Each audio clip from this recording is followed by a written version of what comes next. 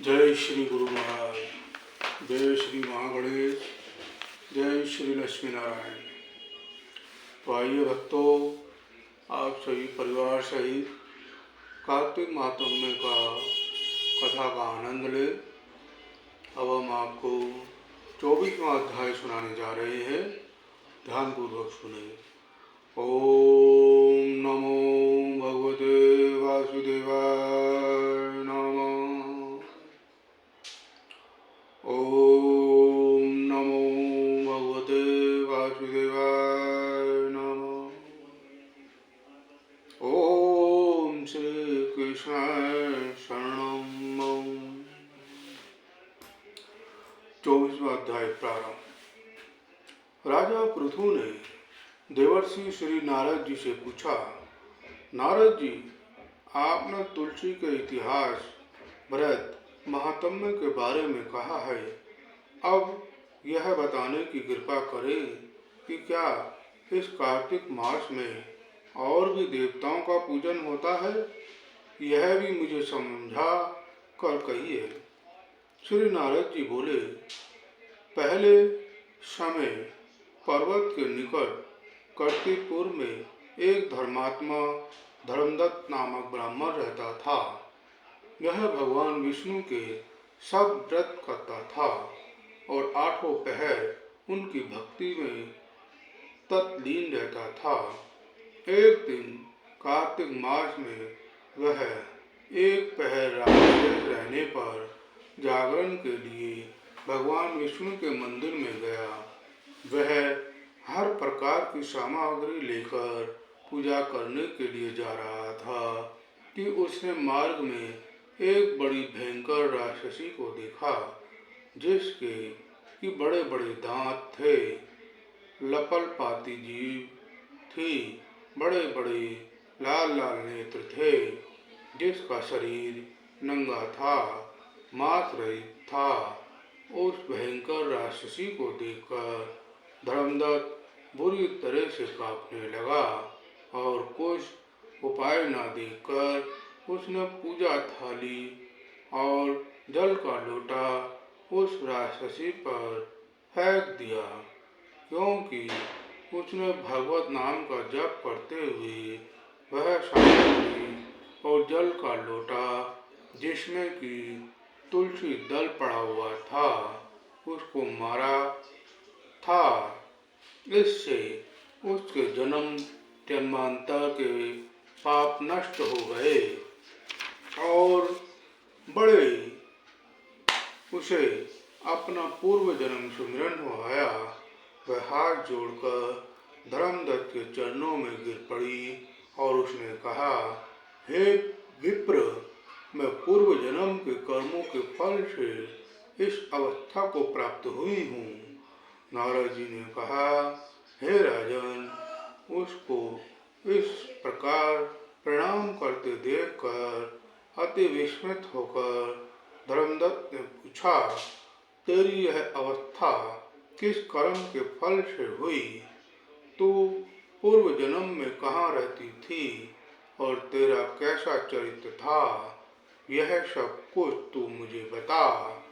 उस राक्षसी ने, जिसका नाम कलहा था, उसने कहा, हे ब्राह्मण, सौराष्ट्र में विशुक नामक एक ब्राह्मण रहता था।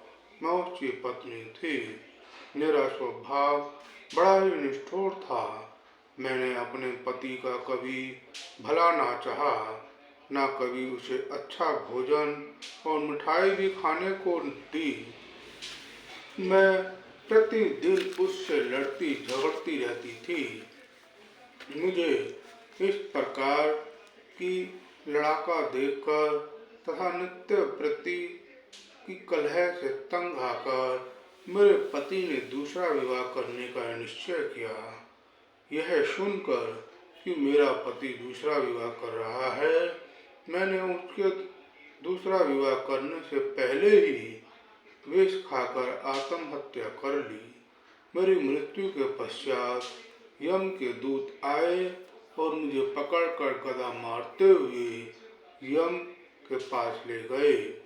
यमराज ने मुझे देखकर चित्रगुप्त से पूछा, हे चित्रगुप्त, इसने क्या कर्म किया है? जो भी कर्म इसने किए हैं, अब इसको उनका फल भोगना होगा। चित्रगुप्त ने यमराज से कहा, इसने अपने जीवन में कोई भी अच्छा काम नहीं किया है। यह सदा अपने पति को खराब भोजन देकर आप सदा अच्छा भोजन खाती रही है, इसलिए यह अब विष्ठा खाने वाली होगी। इसको अब शुक्री का जन्म दिया जाए, क्योंकि यह अकेली ही पाक के बर्तन में भोजन करती थी, इसलिए यह अपने बच्चों को खाने वाली बिल्ली हो। इसने क्योंकि अपने पति पर क्रोध करके आत्मघात किया है, इसलिए यह प्रेत योनि में जाएगी। अब आप इसे अपने दूतों द्वारा मरुस्थान में भेज दीजिए। वहाँ पर वह बहुत दिनों तक प्रेत योनि में रहकर फिर यह पापीन अपने तीनों योनियों को भोगे।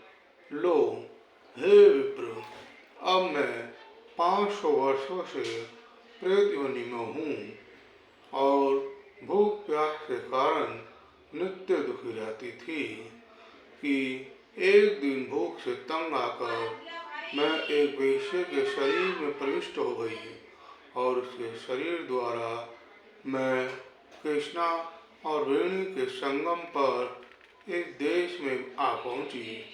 मैं उस वेश्या के शरीर में रहती थी कि एक दिन भगवान शंकर व विष्णु भगवान ने मुझको बलात् उससे शरीर से बाहर निकाल दिया। फिर मुझे आप दिखाई दिए। आपके लोटे में से तुलसी जल का एक छींटा मेरे ऊपर पड़ा, जिससे कि मेरे सब पाप नष्ट हो गए। हे द्विजोत्तम, अब आप मुझे यह बतलाइए कि आगे होने वाली तीनों योनियों और इस प्रेत देह से मेरी मुक्ति किस तरह होगी। ओम नमो भगवते वासुदेवाय नमः। ओम नमो भगवते वासुदेवाय नमः। धर्मदत्त कलहा की बात सुनकर और उसके पिछले कर्मों और उसकी वर्तमान अवस्था को देखकर बड़ा दुखी हुआ और उसका दुख देखकर उसका चित्त पिघल गया।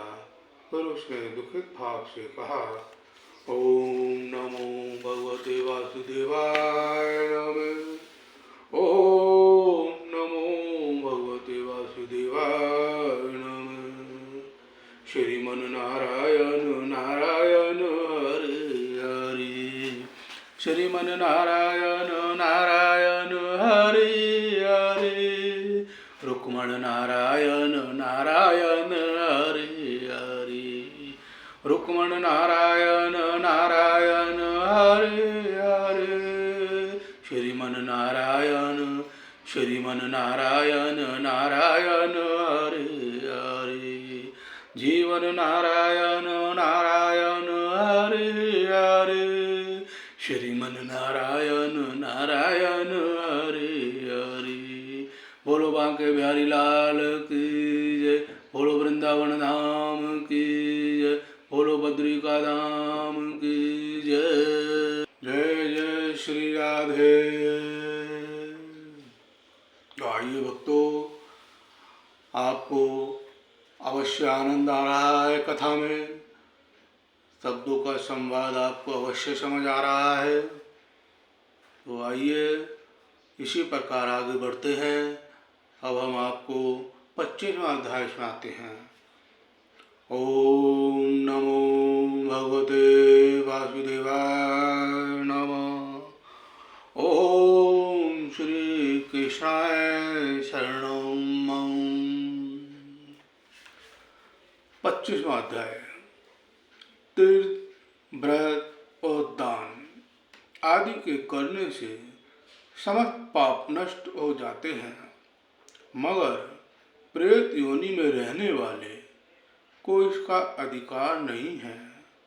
परंतु तुम्हारे दुख को देखकर मैं अत्यंत दुखी हूँ और तुम्हारा दुख दूर किए बिना मुझे संतोष नहीं होता।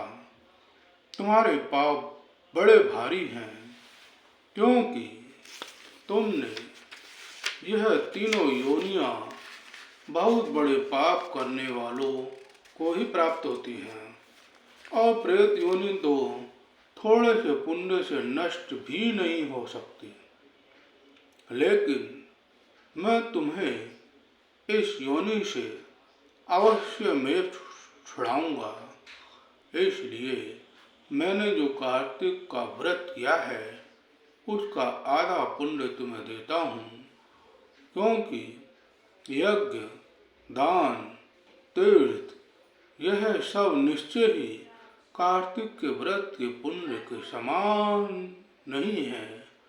नारद जी ने कहा, ओम नमो भगवते वासुदेवाय नमः।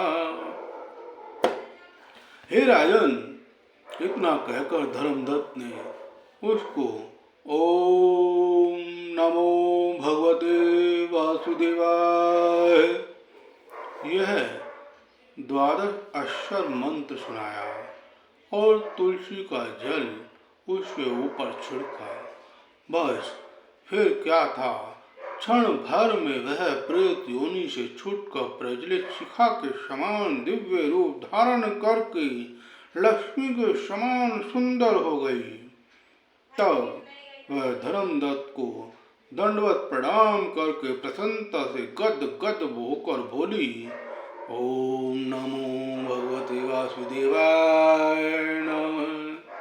ओम नमो भगवते वासुदेवाय नमः।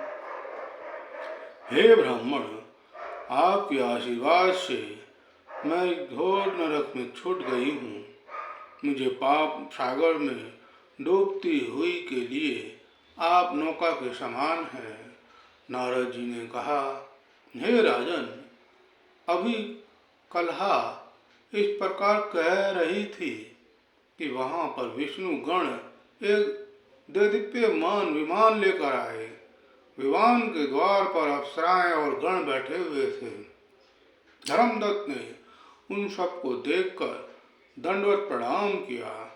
पुण्यशील और सुशील नामक भगवान विष्णु के गणों ने धर्मदत्त को अपने हाथों से ऊपर उठाकर उसका अभिनंदन करके उन्होंने कहा, जय श्री हरि, जय जय श्री राधे। हे दुष्येष, आप धन्य हैं जो कि आप सदा भगवान विष्णु के व्रत, कथा और सेवा में लगे रहते हैं। आप सर्वदा 3 दुखियों पर दया करते रहते हैं। आपने जो अपने बाल्यकाल में पवित्र और शुभ कार्तिक व्रत किया था, आपके उसके आधे फल से कलहा के पूर्व जन्म के 31 पाप नष्ट कर दिए हैं। यही नहीं, आपकी कृपा से उसके सैकड़ों जन्म के पाप नष्ट हो गए हैं। जय श्री राधे। आपके जागरण आदि के करने के पुण्य प्रभाव से आकाश मंडल से यह विमान आया है। हे ब्राह्मण, अब हम इसे भांति भांति के भोगों से युक्त वैकुंठ में ले जा रहे हैं। आपके दान पुण्य के प्रभाव से कार्तिक व्रत तथा तुलसी पूजा के प्रभाव से यह अब भगवान विष्णु के निकट रहेगी। आप भी इस जन्म के पश्चात अपनी दोनों स्त्रियों सहित वैकुंठ धाम में लोक में भगवान विष्णु के समीप रहेंगे और मुक्ति प्राप्त करोगे। हे दया के सागर, वह मनु धन्य है और जन्म उन्हीं का फलीभूत है जिन्होंने कि तुम्हारी तरह भगवान विष्णु की भक्ति की है, क्योंकि भगवान विष्णु अपने भक्तों का भला क्यों क्या नहीं देते हैं? वह सब कुछ देते हैं जिन्होंने प्राचीन काल में उत्तानपाद के पुत्र को ध्रुव स्थान में पहुंचाया, जिसके सुमरन मात्र से प्राणियों की सद्गति हो जाती है। प्राचीन काल में भगवान विष्णु केवल अपने नाम के सुमरन से ही ग्रह द्वारा पकड़े हुए हाथी को हस्ती योनि से ही मुक्त करके जय नाम देकर अपना पार्षद बना लिया। हे श्री राधे, तुमने उसी विष्णु की सेवा की है, इसी से तुम अपनी दोनों स्त्रियों सहित 1000 वर्ष तक विष्णु भगवान के समीप निवास करोगे। जब तुम्हारा पुण्य क्षीण हो जाएगा, तब तुम पृथ्वी पर सूर्य वंश में अपनी दोनों स्त्रियों के साथ दशरथ के नाम से प्रसिद्ध राजा होगे, तथा यह कलमा तुम्हारे आधे पुण्य के भागीदार होने के नाते तुम्हारी तीसरी भार्या होगी। भगवान विष्णु तुम्हारे पुत्र के रूप में तुम्हारे निकट रहेंगे और देवताओं का कार्य करेंगे। भगवान विष्णु को प्रसन्न करने वाले तुम्हारे कार्तिक व्रत से अधिक महत्वपूर्ण यहाँ दान, तीर्थ आदि और कोई भी नहीं है। हे दया सागर, तुम धन्य हो, क्योंकि तुमने जगत गुरु भगवान विष्णु को प्रसन्न करने के लिए कार्तिक का व्रत किया है, जिसके आधे पुण्य के फल की भागीदारी इस कलहा को इस समय हम अपने साथ विष्णु लोक ले जा रहे हैं। जय श्री राधे। ओम नमो भगवते वासुदेवाय नमः। ओम नमो भगवते वासुदेवाय नमः।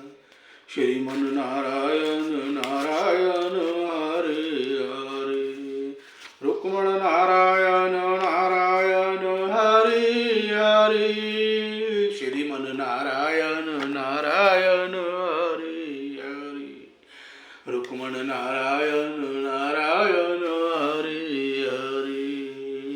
बोलो वृंदावन धाम की जय, बोलो बांके बिहारी लाल की जय, बोलो बंदरिका धाम की जय, बोलो लक्ष्मी नारायण भगवान की जय।